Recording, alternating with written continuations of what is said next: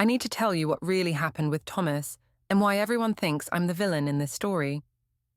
Yes, I rejected his proposal, but not because I'm some heartless person, like they're all saying.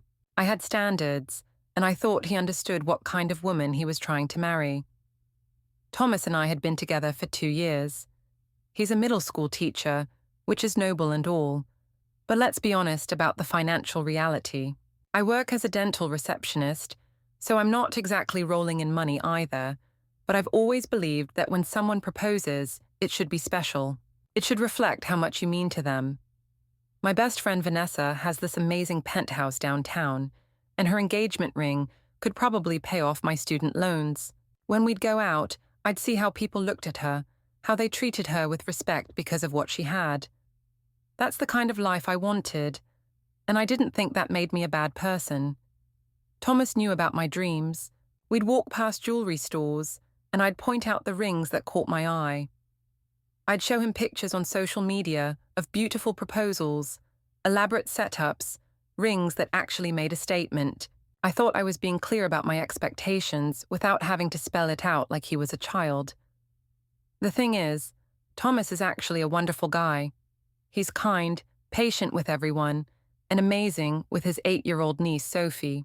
His whole family adored me from the start, especially his sister Amy, though that changed later.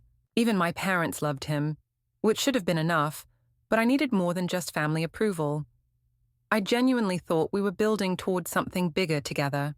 He'd been working extra tutoring sessions for months, and I assumed he was saving up for the kind of ring that would make our engagement something special. When he finally said he had something important to ask me, I was so excited. I had already started planning how I'd post the photos, imagining the congratulations from friends, picturing myself finally having something beautiful to show off.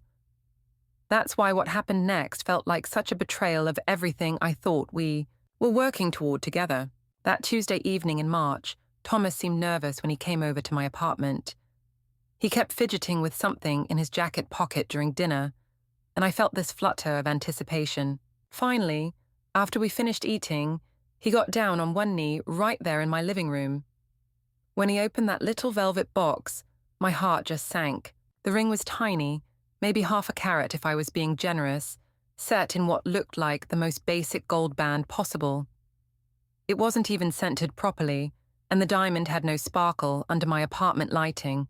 I could practically hear Vanessa's voice in my head, asking how I could possibly wear something like that in public. Thomas started this whole speech about how much he loved me and wanted to build a life together, but I couldn't focus on his words.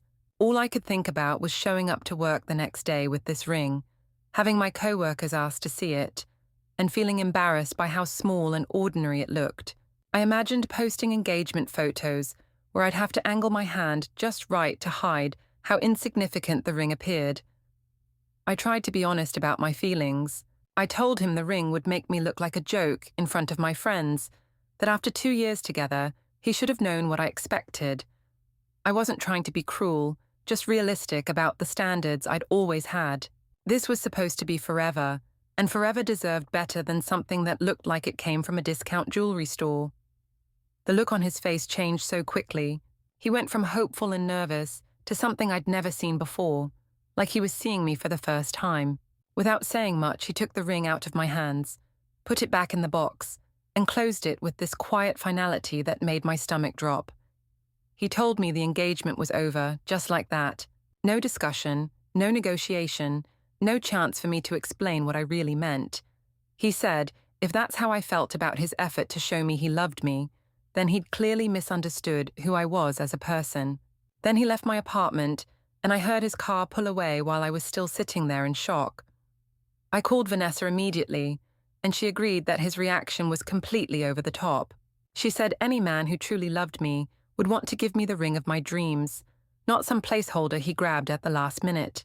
We talked for hours about how he was probably just embarrassed and would come back with something better once he cooled down. The next morning, I expected a text or call from him apologizing for overreacting. Instead, his sister Amy blocked me on all social media platforms, and when I tried calling Thomas, his phone went straight to voicemail. I left several messages explaining that I was just being honest about my feelings, that couples should be able to discuss these things without drama. 3 weeks passed with no word from Thomas, and I realized he might actually be serious about ending things. After a month of silence, I decided to take action. This whole situation had gotten completely out of hand over what should have been a simple misunderstanding. I started by reaching out to mutual friends, explaining my side of the story, and how Thomas had overreacted to my honest feedback about the ring. Most people seemed uncomfortable when I brought it up, giving me these awkward responses about how they didn't want to get involved. Even worse, I started noticing that I wasn't being invited to group events where I knew Thomas would be present. It felt like everyone had already chosen sides without even hearing my perspective. Vanessa suggested I try a more direct approach. She helped me craft a message to Thomas explaining that I missed him and wanted to talk things through like adults. When he finally responded, it was brief and cold. He said he needed space to process everything and wasn't ready to have any contact with me yet. That response made me realize how much he was probably hurting, and I felt terrible for causing him pain. I decided to give him another week before trying again, this time suggesting we meet somewhere neutral to discuss our relationship. He agreed to coffee, which felt like progress. The conversation didn't go the way I'd hoped. Thomas looked exhausted, like he hadn't been sleeping well, and he kept his responses short and distant. When I tried to explain that I'd just been honest about my expectations, he said my honesty had shown him something about my character that he couldn't ignore. I told him he was overreacting to one moment of poor word choice, but he shook his head and said it wasn't about the words I'd used. He explained that he'd been saving money for 6 months, working extra hours tutoring kids after school just to afford that ring. He'd chosen it carefully, thinking about what would look beautiful on my hand, not because he was cheap or didn't care about me. Hearing that made me feel awful, but I also felt frustrated that he hadn't saved longer for something more impressive. I tried to suggest we could exchange the ring for something we both liked better, maybe with me contributing some money to upgrade it. That's when his expression really hardened, and he said the ring wasn't the real problem. He said my reaction had revealed something fundamental about our different values, and he didn't think we were compatible after all. Over the following weeks, I kept trying different approaches. I sent flowers to his school with a note apologizing for hurting his feelings. I showed up at his apartment building, but he wouldn't buzz me up. I even tried reaching out to his sister Amy, who had always liked me, but she told me to leave her family alone and hung up on me. The worst part was discovering that Thomas had been taking his niece Sophie to father-daughter events at her school. Sophie had always been like family to me too, and realizing that Thomas was excluding me from these important moments felt like punishment that went way beyond our original disagreement. I started seeing a therapist to help me process the situation, and she helped me understand that maybe my delivery could have been gentler. Armed with this insight, I decided to try one more time to reach Thomas and show him how much I'd grown from this experience. When I showed up at his new apartment unannounced, a woman answered the door. Standing in that doorway, staring at this unfamiliar woman in Thomas's apartment, I felt like the ground had shifted under my feet. She was pretty in a quiet, understated way, probably around my age, wearing jeans and a sweater like she belonged there. When I asked if Thomas was home, she looked confused and asked who I was. I introduced myself as his former fiancé, and her expression immediately changed to something like recognition mixed with concern. She called for Thomas, who appeared behind her, looking absolutely mortified to see me standing there. The woman stepped aside but didn't leave, which felt deliberately territorial to me. I demanded to know who she was and why she was in his apartment, trying to keep my voice level, but probably failing. Thomas looked exhausted by the whole situation and explained that Sarah was his counselor, that they'd been working through some things, and that I shouldn't have come without calling first. The fact that he needed therapy because of our breakup made me feel both guilty and frustrated. I'd never intended for things to get so dramatic, and the idea that he was painting me as some kind of traumatic figure to a professional felt unfair. Sarah seemed to be studying me with this clinical attention that made me uncomfortable. I asked if we could talk privately, but Thomas said anything he needed to say to me could be said in front of Sarah. That stung, especially since the stranger now apparently knew intimate details about our relationship while I was being treated like an outsider to my own story. Sarah finally spoke up, saying she'd give us some privacy, but Thomas asked her to stay. He said he felt more comfortable having a neutral party present, which implied he thought I might do something unreasonable if left alone with him. The suggestion that I was some kind of threat felt insulting and manipulative. I tried to explain to both of them that I'd been doing my own work in therapy, that I understood how my reaction to the proposal had been hurtful, and that I wanted to find a way forward together. Thomas listened politely, but said he'd already found his way forward, and it didn't include trying to rebuild our relationship. That's when Sarah made a comment about healthy boundaries that felt pointed and condescending. I realized she'd probably been filling his head with ideas about me being toxic or manipulative, poisoning him against any possibility of reconciliation. The whole dynamic felt orchestrated to make me look like the unstable ex who couldn't accept reality. I decided to try reaching out to his family directly, thinking maybe they could help him see that he was getting bad advice from someone who didn't really know either of us. When I called his sister Amy, she was immediately hostile, saying I had some nerve contacting her after what I'd put Thomas through. I tried to explain that Thomas wasn't telling the full story, that we'd had one bad conversation that had been blown completely out of proportion. Amy cut me off and said she'd been watching her brother struggle for months while I kept inserting myself back into his life every time he started healing. The conversation got heated when I mentioned that Sarah seemed to have an agenda in keeping us apart. Amy laughed bitterly and said Sarah was helping Thomas realize how much better off he was without someone who saw him as not good enough. She said even little Sophie had asked why I'd made Thomas cry, which felt like emotional manipulation. When I hung up, I realized Thomas's entire family had turned against me based on his version of events. The fact that they were all supporting his decision to work with some counselor who'd never even met me during our relationship felt like a coordinated effort to rewrite our history. I decided to talk to my own parents, hoping they'd help me figure out how to handle this situation. But when I arrived at my childhood home, I found Thomas's ring box sitting on the kitchen counter. Seeing that ring box on my parents' kitchen counter felt like walking into an alternate reality.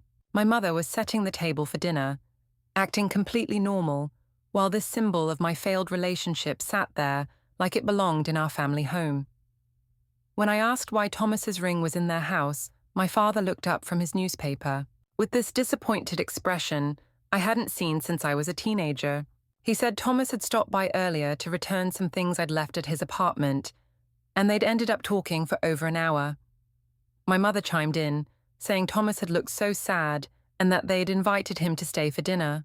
She mentioned how polite and thoughtful he'd been, asking about their health and genuinely listening to their answers.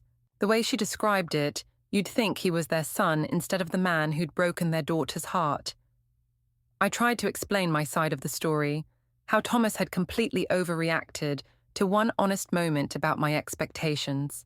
But my father interrupted me, saying Thomas had told them about the 6 months of extra work he'd put in to afford that ring, and how carefully he'd chosen it, thinking about what would make me happy. My mother sat down across from me and said something that still haunts me. She told me she'd raised me to be grateful and kind, and she didn't recognize the person I'd become. She said Thomas was a good man who'd loved me genuinely, and I'd thrown it away over something as shallow as the size of a diamond. That's when my father really let me have it. He said he'd worked as a mechanic his whole life, never making much money, but he'd managed to give my mother a simple wedding ring that she'd treasured for 40 years. He asked when I'd become the kind of person who measured love by its price tag. I felt completely ganged up on by my own family. I tried to explain that I just wanted someone who could provide the kind of life I'd always dreamed of, that there was nothing wrong with having standards. My mother shook her head and said standards were about character, not bank accounts. The worst part came when my mother revealed that Thomas had actually asked for their blessing to marry me months ago. She said he'd been so nervous and excited, talking about his plans for our future and how much he wanted to make me happy. She'd been looking forward to having him as a son-in-law. My parents made it clear that they blamed me entirely for the breakup. They said Thomas had been nothing but respectful and loving, and I'd humiliated him in the cruelest way possible. When I argued that his reaction had been extreme, my father said any self-respecting person would have walked away from someone who treated their genuine effort with such contempt. I left their house feeling more alone than I'd ever felt in my life. My own parents had chosen Thomas over me, just like his family and our friends had. It seemed like everyone was determined to make me the villain, without considering that maybe I just had different priorities in life. A week later, my mother called with news that made everything even worse. She said she had something to tell me, and her voice sounded strange. Then she handed me an invitation to Thomas and someone else's engagement party. The invitation was elegant, cream-colored cardstock with gold lettering announcing the engagement of Thomas Chen and Sarah Williams. The date was set for just 2 months away, which meant he'd moved on incredibly fast, after spending months claiming he needed space to heal from our relationship. I called Vanessa immediately, and she was as shocked as I was. She said it proved that Thomas had probably been seeing Sarah while we were still trying to work things out, that the whole therapy story was just a cover for an affair. It made perfect sense why he'd been so resistant to reconciliation. He'd already found his replacement. My mother tried to defend the timeline when I confronted her about it, saying that sometimes people know quickly when they've found the right person. But I could see the doubt in her eyes when I pointed out how convenient it was that his counselor had become his fiancé so soon after our breakup. I decided I needed to see them together, to confirm what I suspected about their relationship. Vanessa helped me figure out where they liked to eat based on Sarah's social media posts, and we planned to accidentally run into them at this trendy restaurant downtown. When I spotted them at their table, they looked disgustingly happy together. Sarah was wearing a ring that wasn't much bigger than the one Thomas had offered me, but she kept admiring it like it was the most beautiful thing she'd ever seen. The sight of her fake enthusiasm made me sick. I approached their table, trying to appear calm and dignified. I congratulated them on their engagement and mentioned how quickly things had moved along. Thomas looked uncomfortable, but Sarah smiled politely and thanked me for the kind words. That's when I decided to be direct about the timeline. I asked how long they'd been together, mentioning that it seemed like they'd gotten serious very quickly after Thomas and I had ended our engagement. Sarah's smile faltered slightly, and Thomas asked if we could have this conversation somewhere more private. But I was past caring about making a scene. I said I thought it was interesting that his grief counselor had turned into his rebound relationship, that maybe their professional relationship had crossed some boundaries while he was supposedly working through his feelings about me. Other diners were starting to stare, and Thomas stood up, asking me to please leave them alone. That's when I really lost control of the situation. I said he'd promised to love me forever, that we'd been planning a life together, and he'd thrown it all away the moment someone more accommodating came along. Sarah finally spoke up, and what she said cut deeper than anything Thomas had ever said to me. She told me she knew all about my manipulation tactics, how I'd been inserting myself into Thomas's healing process, and how I'd been trying to turn his family against his decisions. She said it with this professional calm that made me feel like a case study. I realized that everyone in the restaurant was watching this spectacle, including families with young children. Thomas was trying to shield someone behind him, and I saw it was little Sophie, who looked terrified of me. The sight of her scared face made me feel like a monster, but I was too far gone to stop. I demanded that Thomas explain to his niece why he'd abandoned someone who'd loved him for years, why he'd chosen a stranger over the person who'd been part of their family. Sophie started crying, and Thomas picked her up, telling me I needed to leave immediately. Security appeared seemingly from nowhere, and I found myself being escorted out of the restaurant, while Thomas comforted Sophie, and Sarah looked at me with what I can only describe as clinical pity. The last thing I heard was Sophie asking Thomas why I'd been so angry. and his gentle voice telling her that sometimes people get confused about what love really means. Standing outside on the sidewalk, watching families enjoy their dinners through the restaurant windows, I realized I'd just destroyed any remaining chance of salvaging my reputation with anyone who'd witnessed that scene. The days following the restaurant incident passed in a blur of humiliation and damage control. Videos of my meltdown had somehow made it onto social media, with strangers commenting about entitled women and toxic behavior. I reported them all, but new ones kept appearing, each one making me look worse than the last. Vanessa was the only person who still took my calls, but even she seemed less supportive than before. She said the restaurant scene had been a bit much, that maybe I should have handled things more privately. Coming from someone who'd been encouraging my confrontational approach all along, her criticism felt like betrayal. My parents stopped answering my calls altogether after someone sent them one of the videos. When I finally drove over to their house, my mother opened the door, looking exhausted, and asked me what I expected her to say. She said she'd watched her daughter become someone she didn't recognize, and she needed time to process everything. Work became unbearable. My co-workers had seen the videos, and they whispered whenever I walked by. The dentist I worked for called me into his office and suggested I might want to take some time off to deal with my personal situation. He didn't fire me outright, but the message was clear that my behavior had become a liability. I spent most of my days alone in my apartment, scrolling through Thomas and Sarah's social media posts. Their engagement photos were everywhere, and Sarah looked radiant in every single one. She wore her simple ring with such obvious joy that it made my stomach turn. The comments were full of people congratulating them and saying how perfect they looked together. The worst part was seeing photos of Sophie at their engagement party. She was wearing a little flower crown and holding Sarah's hand, looking absolutely delighted to have a new aunt figure in her life. Thomas's entire family was there, including my own parents, all celebrating this new relationship, while I sat alone scrolling through pictures of my replacement. I tried dating other people, thinking maybe I could prove that I'd moved on too, but every conversation felt hollow compared to what I'd had with Thomas.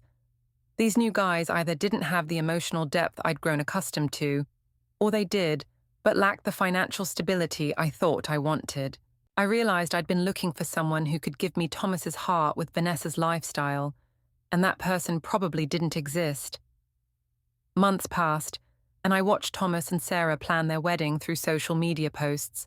Their happiness looked so genuine and effortless compared to the constant stress I'd felt about appearances and status during my relationship with Thomas. I started wondering if maybe I'd been fighting against something good instead of working toward something better. The wedding photos appeared on a Tuesday morning while I was having coffee alone in my apartment. Sarah looked stunning in a simple dress that probably cost less than the shoes I'd worn to their engagement party. Thomas's smile in those photos was different from any expression I'd ever seen on his face with me. Completely peaceful and content. All the comments talked about what a beautiful couple they made, how obvious their love was, how lucky they were to have found each other. Not a single person mentioned me or our failed engagement, like I'd been completely erased from Thomas's story. Sitting there surrounded by takeout containers and unfolded laundry, I tried to convince myself that I still believed I'd deserved better than that small ring. But looking around my empty apartment, seeing how everyone had moved on without me, I couldn't help wondering if maybe I'd deserved better than Thomas himself, or if he'd simply deserved better than me all along. Don't forget to hit like, subscribe, and turn on the bell so you don't miss the next story. Write in the comments from which city are you watching.